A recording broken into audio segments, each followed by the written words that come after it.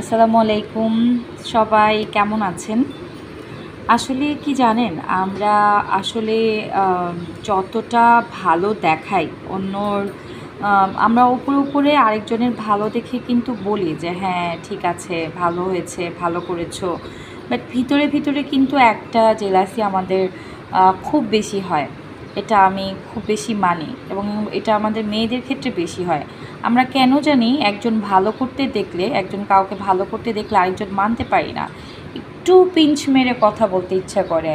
যদি সে ফেসবুকে কিছু একটা দেয়, আপু এটা কীভাবে হলো, এটা কেন হলো, এটা কেন, ধরেন আপনি একটা তরকারির ছবি দিচ্ছেন বা আপনি একটা খাবারের ছবি দিচ্ছেন, না এটা তো পুড়ে গেল, এটা তো ঠিক হলো না।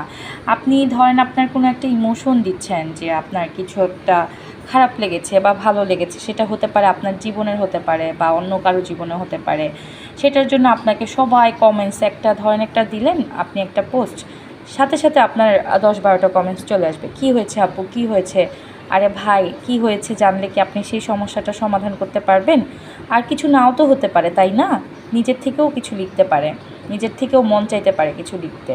তার মানে যে কিছু একটা হয়েছে বা কিছু একটা হবে, সেটার কিন্তু কোনো মানে কোনো নীতিগতভাবে কোনো দিক নেই যে এটা কিছু একটা হয়েছে আমি একটু জিজ্ঞেস করি, খোঁচা মারি। সেই জিনিসগুলো আসলে আমরা সিনিয়ররাই বেশি করি। দেখা যায় যে যেই আপুটা বা যে ভাইয়াটার থেকে আমরা এগুলো কোশ্চেন আশা করি না, কোশ্চেন কমেন্টসগুলো চাই না যে আসুক, সেটাই কিন্তু আসে।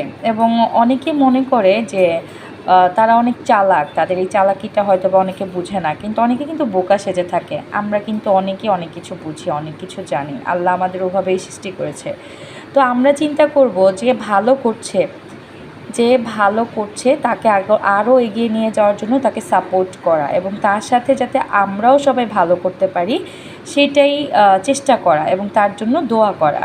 তো আসলে আমরা আসলে সবাই হিউম্যান বিইং, কারো ভালো দিক থাকবে, কারো খারাপ দিক থাকবে, এটা মেনেই চলতে হবে। তো আসুন আমরা সবাই মিলে ভালো চিন্তা করি, পজিটিভ চিন্তা করি, দিনটা ভালোভাবে শুরু করি। আসসালামু আলাইকুম, সবাই ভালো থাকবেন, আল্লাহ হাফেজ।